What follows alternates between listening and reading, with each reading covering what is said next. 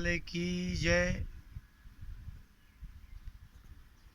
आप लोगों ने रामचरित मानस तुलसीदास जी का बहुत अध्ययन किया होगा। तुलसीदास जी मात्र कवि ही नहीं है, वो बहुत बड़े भक्त भी हैं और भक्त के साथ साथ वो अनेकों पुराणों के ज्ञाता भी हैं, अनेक साहित्य ग्रंथों के भी ज्ञाता हैं। उन्होंने भगवान राम के चरित्र जितने पुराणों में जैसे जैसे प्राप्त होते हैं, उन पुराणों को उन्होंने देखा, पढ़ा। प्रारंभ में भी उन्होंने कहा कि मुझे रामायण सूकर क्षेत्र में मेरे गुरुदेव ने बचपन में सुनाई, लेकिन नहीं समझे तस बालपन तब मैं रहूं अचेत। मैं अचेत अवस्था में रहा। अचेत का मतलब ये नहीं कि मूर्छित थे, अर्थात ऐसी कुछ अवस्था थी, बाल्यावस्था, कि मैंने समझने का बड़ा प्रयास किया। गुरुजन तो बताते ही रहे, लेकिन मैंने उस पर बहुत ध्यान नहीं दिया। फिर आगे लिखा है, तदपि कही गुरु 12 जब मेरे एक बार समझ में नहीं आई, 2 बार समझ में नहीं आई, तीसरी बार समझ में नहीं आई, तो तुलसीदास जी ने गिनती ही नहीं लिखी। तदप कही गुरु 12 और समुझ परी कछु मति अनुसारा। गुरु जी ने तो रामायण को अनेक बार, कभी इस पुराण से कभी उस पुराण से सुनाया, लेकिन मेरी बुद्धि जितनी थी उतना ही तो समझ पाया। तुलसीदास जी ने जब रामायण लिखना प्रारंभ किया तो उन्होंने दूसरा श्लोक लिखा बालकांड का। प्रथम वर्णा नाम अर्थ संज्ञा नाम है और दूसरा श्लोक है वो अद्भुत है श्लोक है। लोग सोचते हैं कि ये शंकर जी की और भवानी की स्तुति है, वास्तव में वह उपक्रम है, रामायण समझने का प्रारंभ है कि यह रामायण किसको समझ में आएगी। उन्होंने स्तुति करते कहा, बालकांड का प्रारंभ है, दूसरा श्लोक है, भवानी शंकरौ बंदे श्रद्धा विश्वास रूपिणौ। आप जिस शिव जी की आकृति शिवलिंग के रूप में देखते हैं और पार्वती जी की, भवानी की जो आकृति देखते हैं, वो अष्टभुजा के रूप में, कभी दुर्गा जी के रूप में देखते हैं और कभी गणेश जी की माता पार्वती जी के रूप में देखते हैं। लेकिन तुलसीदास जी ने कहा कि नहीं, भवानी शंकरौ वंदे, मैं भवानी और शंकर जी की वंदना करता हूँ, लेकिन मूर्ति स्वरूप से नहीं, श्रद्धा विश्वास रूपिणौ। भवानी श्रद्धा है और शिव जी विश्वास है। याभ्याम बिना न पश्यन्ति सिद्धाः स्वान्तस्थ मीश्वरम। याभ्याम श्रद्धा और विश्वास, इन दोनों के बिना सिद्ध से सिद्ध पुरुष, योगी लोग भी अंतस्थम ईश्वरम न पश्यन्ति द्रष्टुम न शक्यन्ते। श्रद्धा और विश्वास न हो तो योग व्यर्थ है। अंतस्थम ईश्वरम याभ्याम बिना न पश्यन्ति, श्रद्धा और विश्वास के बिना बड़े बड़े योगी सिद्ध महापुरुष भी अंतस्थ, उसके शरीर के अंदर रहने वाले ईश्वर को भी नहीं देख सकते। अब इस पर थोड़ा विचार करिए। श्रद्धा आदमी के ही हृदय में रहती है और विश्वास भी आदमी के हृदय में ही रहता है, लेकिन व्यक्ति को समझ में ही नहीं आता कि श्रद्धा हमारे अंदर होती है और विश्वास भी हमारे अंदर होता है। ये भी समझ में नहीं आता। तो अंदर रहने वाला अंतस्थ, जो अंतःकरण में हृदय में निवास करने वाले भगवान है, वो भी आपके ही हृदय में रहते हैं। भवानी श्रद्धा है और विश्वास शिव जी है। श्रद्धा क्या है? दुर्गा सप्तशती के 4थे अध्याय में कहा, श्रद्धा सताम। सत्पुरुषों के हृदय में श्रद्धा होती है, असत पुरुषों के हृदय में श्रद्धा हो ही नहीं सकती। जब आपको श्रद्धा नहीं होगी तो आप नास्तिक हो जाएंगे, कुतर्की हो जाएंगे। जैसे आपने देखा हो कि आर्य समाज के लोग स्वामी दयानंद जी की तर्क शैली को अपना के कहते हैं कि यदि पत्थर में मूर्ति होती और मूर्ति में भगवान होते, अगर भगवान होते तो सोमनाथ का मंदिर कैसे गौरी तोड़ देता, उसको क्यों नहीं उनने रक्षा कर लेते अपनी। तो जो देवता अपनी रक्षा नहीं कर सकता, वह भला मूर्ति पूजा करने वाले की रक्षा क्या कर लेगा कोई। ये वाक्य क्या कह रहा है? ये वाक्य कह रहा है कि दयानंद स्वामी जी को ना तो श्रद्धा है और ना ही विश्वास है। लेकिन इसका भी एक इतिहास साक्षी है कि मीरा के जो गोपाल हैं वो तो पीतल के ही बने हुए हैं। यदि उनको वो विष का भोग लगा देती है, राणा दे करके विष का प्याला जाता है और वो भोग लगा देती है, तो वो मरती नहीं है। दयानंद स्वामी के हृदय में श्रद्धा और विश्वास दोनों नहीं है। तो जब श्रद्धा भी नहीं है और वेदों में कहा गया है कि हिरण्यगर्भा समवर्तताग्रे भूतस्य जातः पतिरेक आसीत, भूतस्य जातः वेद मानते हैं वो। तो यदि सभी के हृदय में एकमात्र स्वामी निवास करता है, लेकिन उनको ये हृदय में क्यों नहीं दिखाई दिया?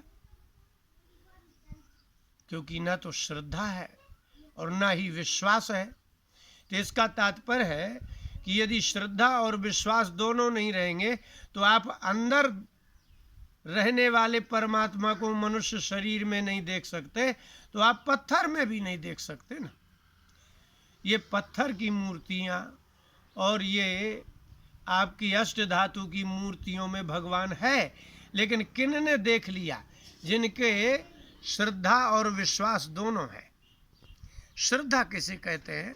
जीव गोस्वामी जी ने अपने भागवत संदर्भ में श्रद्धा का उदाहरण देते हुए कहा कि जैसे दुर्योधन भगवान कृष्ण को सभा में पकड़ने के लिए कहता है, लेकिन उनका विश्वरूप इतना तेजस्वी हुआ कि सभी लोग मूर्छित हो गए।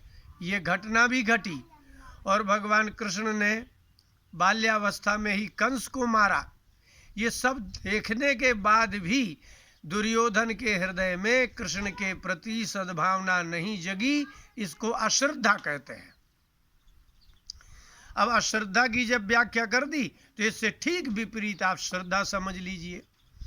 जैसे किसी गुरु का जो शरीर होता है, वैसा ही तो शिष्य का शरीर रहता है। वही हाड़ मांस चर्म रक्त मज्जा अस्थि सब रहता है, लेकिन वह शिष्य की गुरु के प्रति जो ब्रह्मनिष्ठ श्रोत्रिय गुरु के प्रति जो भगवान बुद्धि होती है, उसी के बल पर ही उसको विद्या प्राप्त होती है। इसलिए गुरुर ब्रह्मा गुरुर विष्णु कहा जाता है। अर्थात गुरु भगवान है कि नहीं ये बात अलग है, लेकिन शिष्य के हृदय में रहने वाला जो विश्वास कि गुरु भगवान है, गुरु ज्ञान देंगे और उससे मेरा कल्याण हो जाएगा, यह विश्वास। इसलिए वेदांत में विश्वास की परिभाषा लिखी है कि गुरु वाक्येषु श्रद्धा विश्वासा। श्रद्धा और विश्वास कोई अलग अलग वस्तु नहीं है। गुरु के वाक्यों में श्रद्धा का नाम विश्वास है, तो विश्वास बिना श्रद्धा के नहीं हो सकता। तुलसीदास जी लिखते हैं, श्रद्धा बिना धर्म नहीं हुई। श्रद्धा के बिना धर्म हो ही नहीं सकता। जैसे किसी को कहा कि दान करने से स्वर्ग मिलता है, भगवान प्रसन्न होते हैं, तो ये बिना श्रद्धा का कार्य है क्या? इसलिए श्रद्धा उसे कहते हैं कि यथावत जैसा वेदों में कहा गया है, वो भले मनुष्य के आकार में हो, पत्थर के आकार में हो, लिंग के आकार में हो, वृक्ष आदि के आकार में हो, इसलिए उसको भगवान मान लेने का नाम श्रद्धा है। श्रद्धा और विश्वास के बिना आप कैसे किसी वस्तु को मान सकते हैं? जैसे अभी वैज्ञानिक युग चल रहा है, आजकल के जितने शिक्षित नवयुवक हैं वो कहते हैं कि जो विज्ञान से सिद्ध नहीं होगा वो है ही नहीं। जो विज्ञान से सिद्ध नहीं होता है वो होता ही नहीं है, और यदि कुछ चमत्कार होता है तो वैज्ञानिक है और विज्ञान से सिद्ध होगा। आप उस चमत्कार को सिद्ध कर लीजिए। इसको क्या कहेंगे? इसी को कहते हैं विश्वास। आज के नवयुवकों को जो पदार्थ विज्ञानी हैं, प्रत्यक्षवादी हैं, उनकी बात पर इतना विश्वास है कि वो जो कहते हैं वही सत्य है। यदि वो नहीं है तो फिर इस संसार में कुछ भी नहीं है। इसलिए उनकी दृष्टि में भगवान नाम की वस्तु नहीं है, उनकी दृष्टि में ईश्वर नाम का तत्व नहीं है। इसलिए वो ना किसी दुर्गा जी को मानेंगे, ना शिव जी को मानेंगे, ना नारायण को मानेंगे। इसलिए संस्कृत भाषा में लिखे हुए 4 लाख श्लोकों, जो 18 पुराण में 4 लाख श्लोक हैं, उनकी एक भी बात पर विश्वास नहीं करते। कहते वो तो लिखा है, ब्राह्मणों ने लिखा है अपनी रोटी रोजी के लिए, लेकिन सत्य ये नहीं है। आप एक पक्ष में विश्वास करते हैं, लेकिन जो अदृश्य है, जो आपको नहीं दिखाई देता है, उस पर आप, इसलिए भगवान ने गीता के 5वें अध्याय में कहा, 15वें अध्याय में कहा, विमूढ़ा नानुपश्यन्ति पश्यन्ति ज्ञान चक्षुषा। अध्यात्म तत्व का दर्शन ज्ञान चक्षुषा पश्यन्ति, विमूढ़ा नानुपश्यन्ति। जो विमूढ़ है, जिन्हें पदार्थ में मोह है, शरीर में मोह है, अपने शरीर के विषयों में, भोग में मोह है, उस व्यक्ति को कभी तत्व का दर्शन नहीं हो सकता। उसको अध्यात्म का कभी दर्शन नहीं होगा। देखेंगे कैसे? बोले पश्यन्ति ज्ञान चक्षुषा, ज्ञान नेत्रों से ही उसको देखा जाएगा। अब ज्ञान नेत्र क्या है? इसी को बुद्धि गम्य कहा जाता है, और बुद्धि में ही श्रद्धा होती है और मन में विश्वास होता है।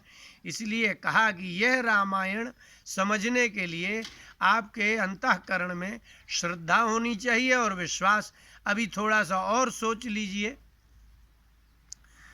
कोई बालक कभी किसी अपने माता पिता से बड़े होकर के भी प्रश्न नहीं करता कि माँ सच बताओ, क्या मैं आपका पुत्र हूँ?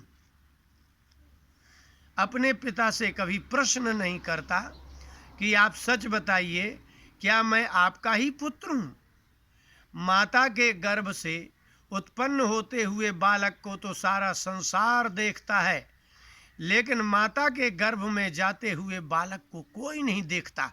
फिर भी बालक को माँ कहती है ये तुम्हारे पिताजी हैं, बस उसको स्वीकार कर लेता है। इसी का नाम विश्वास है। अब माता की बात को मानना श्रद्धा है और पिता को पिता मानना ये विश्वास है। आप जब तक श्रद्धा विश्वास नहीं करते तो आपको तो ये भी ज्ञात नहीं होने वाला है कि ये हमारे सच्चे पिता हैं। हाँ, आज वर्तमान में DNA टेस्ट होने लगा है, तो आप शायद ही किसी व्यक्ति को ये अश्रद्धा और अविश्वास हो कि हमारे माता पिता के हम संतान नहीं हैं। क्यों नहीं हर बालक जा कर के DNA टेस्ट करवा लेता है? अगर वो DNA टेस्ट करवा ले और कदाचित वो ना मिले तो क्या माता पिता के प्रति उसको भाव रहेगा? अर्थात श्रद्धा और विश्वास के बिना भाव की जागृति नहीं हो सकती। नचा भावयतः शांति रशांतस्य कुतः सुखम। भगवान कहते हैं जिसके भाव नहीं होगा वो अशांत होगा, जो अशांत होगा उसको सुख हो ही नहीं सकता है। अब दोहा में आगे तुलसीदास जी ने कहा कि जे श्रद्धा संबल रहित नहीं संतन कर साथ, तिन कहा मानस अगम आति जे नहीं न प्रिय रघुनाथ। श्रद्धा का संबल नहीं है और संतों का कभी संग नहीं किया, तो जो श्रद्धा सताम कुलजन प्रभवस्य लज्जा, दुर्गा सप्तशती के चौथे अध्याय में कहा कि सत्पुरुषों के हृदय में श्रद्धा रहती है, भगवान के प्रति श्रद्धा रहती है, वो अपने अंतःकरण में परमात्मा का दर्शन कर लेते हैं।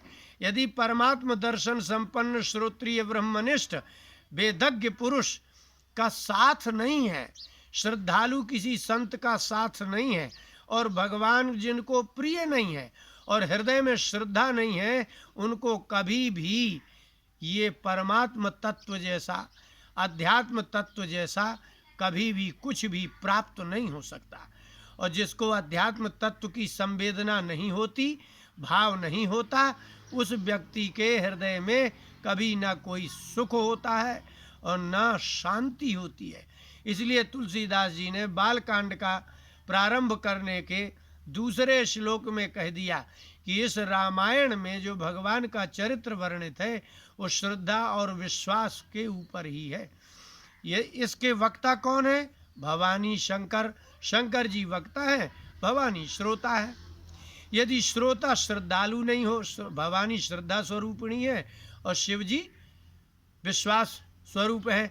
यदि वक्ता कहने वाले को भगवान में विश्वास नहीं है और श्रोता सुनने वाले को वक्ता की बात में श्रद्धा नहीं है, तो भगवान को देखना ही, भगवान की चर्चा करना ही बहुत दूर हो गया।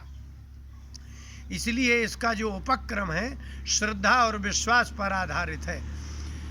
वक्ता है भगवान शिव और श्रोता है भवानी, अर्थात श्रोता श्रद्धा स्वरूप है और वक्ता विश्वास स्वरूप है। जिसको स्वयं ही भगवान पर विश्वास नहीं है, उसके द्वारा कही हुई कथा, और जिस श्रोता को श्रद्धा नहीं है, उसके द्वारा सुनी हुई कथा से अंतस्थम ईश्वरम, हृदय में रहने वाली जो ईश्वर है उसका भाव जागृत हो ही नहीं सकता है। इसलिए भागवत के श्रोता के लिए लिखा है, पिबत भागवतम रसमालयम भुवि भावुकाहा, जो भावुक होगा वो ही भागवत का श्रोता होगा, और भावुक वही होगा, भाव संपन्न वही होगा, भगवत भाव संपन्न वही होगा जिसमें श्रद्धा होगी और विश्वास होगा। इसलिए रामायण पढ़ने के पहले आपको तुलसीदास जी के वाक्यों में विश्वास चाहिए, जहाँ लिखा है कि शंकर जी ने कहा कि उमा कहो मैं अनुभव अपना। ये तुलसीदास जी नहीं कह रहे हैं, आपको यही मानना पड़ेगा कि शंकर जी कह रहे हैं। लिख रहे हैं तुलसीदास जी, बांदा की भाषा में लिखा है, लेकिन ये वाक्य तुलसीदास जी का है, लेकिन बात शिव जी की है। शंकर जी आपको कह रहे हैं। उमा से कहा कि उमा कहो मैं अनुभव अपना, मैं अपना अनुभव कहता हूँ उमा कि सत हरि भजन जगत सब सपना। एकमात्र भगवान का भजन ही सत्य है, बाकी स्वप्न है।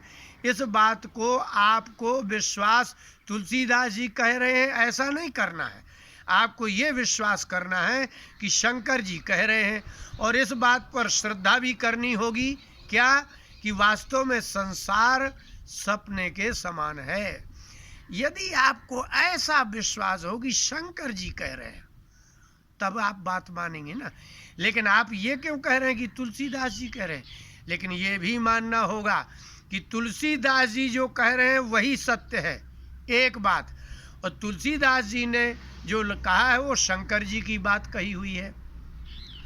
शंकर जी कह रहे हैं कि संसार स्वप्न है और भजन के बिना तुम्हारा कल्याण नहीं होगा।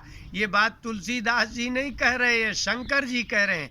यदि ऐसा विश्वास हो और उस पर श्रद्धा हो तो आपको संसार सपना लगेगा और भगवान में श्रद्धा हो जाएगी, भगवान का भजन करने में आपकी प्रीति हो जाएगी, भगवत भक्ति जग जाएगी। और यदि आपके अंतःकरण में ना तो श्रद्धा है और ना ही विश्वास है, तो फिर बड़े बड़े योगी भी बिना श्रद्धा विश्वास के हृदय में भगवान का दर्शन नहीं कर सकते। तो इस कलयुग के जीव भला बिना श्रद्धा विश्वास के रामायण में लिखे हुए तत्व को कभी भी नहीं समझ सकते। बोले वृंदावन बिहारी लाल की जय।